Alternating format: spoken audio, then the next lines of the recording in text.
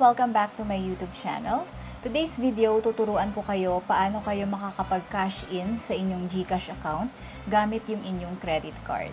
So, recent ko lang din nalaman na pwede pala siya. So, gusto ko lang sanang i-share din sa inyo, baka hindi nyo pa alam. So, without further ado, let's move forward. So, unang-una yung gagawin guys is i-download nyo muna yung Share Treats na app. So, ganyan po siya. I-type nyo lang yung Share Treats doon sa search bar ng inyong App Store or Play Store. And then, yan po yung logo. Paki-download nyo po yan. So, after nyo ma-download, ganyan na po yung magiging, yung parang pinaka-interface niya. So, i-click nyo po yung tatlong lines doon sa upper right corner. And ganyan po yung lalabas. So, kailangan nyo po kasi meron kayong Facebook account kapag kayo po ay gumamit nito. So, pwede nyo pong i-click na kaagad yung categories para mahanap nyo po yung GCash or mag-login muna kayo with Facebook. Kasi kung categories agad kayo, kapag once na nakapili na kayo kung anong voucher for GCash cash in, kailangan i-ask pa din kayo nitong app na mag-login through Facebook. So, ako ang ginawa ko kasi, login with Facebook muna. Okay? So, after ko naka-login, bumalik ako dun sa 3 dots sa upper right corner and then click ko yung categories. So, dito sa categories, ang i-click nyo po dyan is yung e-wallet and shopping. So, next page is dyan nyo na po mahahanap or makikita yung mga vouchers ng GCash.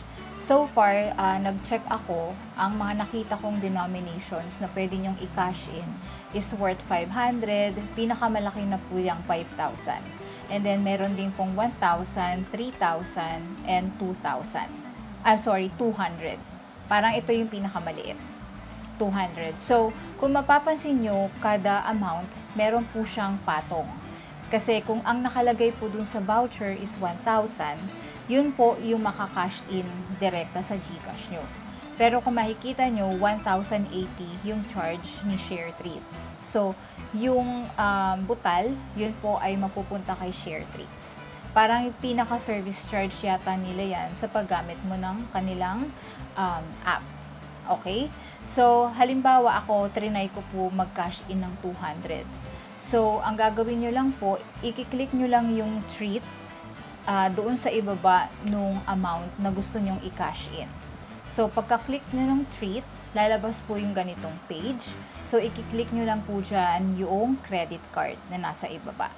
And then, dadalhin po kayo nyan dito sa page na to kung saan mamimili lang po kayo kung treat for me or treat for a friend. So, kapag ika-cash in nyo po sa sarili nyong GCash, i-click nyo lang po yung treat for me. And then, kapag i-send nyo po yung pera sa ibang GCash account, then click on Treat for a Friend. Okay? And then, sa next page na po is Payment Options. So, syempre, ang pipiliin nyo dyan is yung credit or debit card. And then, click on Treat. After that, ito po yung next page. So, ilagay nyo lang po yung full name nyo, email address, and then yung phone number, and then click on proceed. Next page po, i-input nyo na dito yung inyong credit card information. So, syempre, yung credit card number,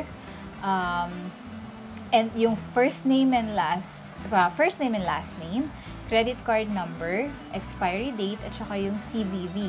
So, ito po yung 3 digits na numbers na nasa likod po ng inyong credit card. And then, click on I'm not a robot, and then click on complete order. So, pagka-click nyo po ng complete order, hindi po agad yan magsa-successful kasi magsisend pa po ng OTP yan sa inyo. So, for example, ako, BDO po na credit card yung ginamit ko. So, nag-send po ng OTP si BDO sa akin. So, yung OTP, yun po yung in-input ko doon sa page na nanghihingi ng OTP. And then, kapag okay na po, ganito na dapat yung next page nyo, which is payment successful. Okay? So, makaka-receive din po kayo ng SMS from Share Treats na ganyan. So, kung makikita nyo, merong nakalagay, may link dito ng how to redeem, and then meron din po nakalagay dyan yung code. Importante yan. So, siguro screenshot nyo na lang kagad kasi sa experience ko, bigla tong nawala eh. Siguro after mga 1 minute, nawala bigla ito. So, just to be sure lang, no, screenshot nyo na lang agad. And then, yung 9-digit code na yan, dito nyo po yan ilalagay. So, ilagay nyo muna yung GCash number kung saan nyo ilalagay yung pera. And then, yung 9-digit code. Click on I'm not a robot. And then, yung box din dun sa ibaba. And then, click on redeem. Then, tapos na. Successful na. So, pumasok na po yan. 200 pesos na yan sa aking GCash account.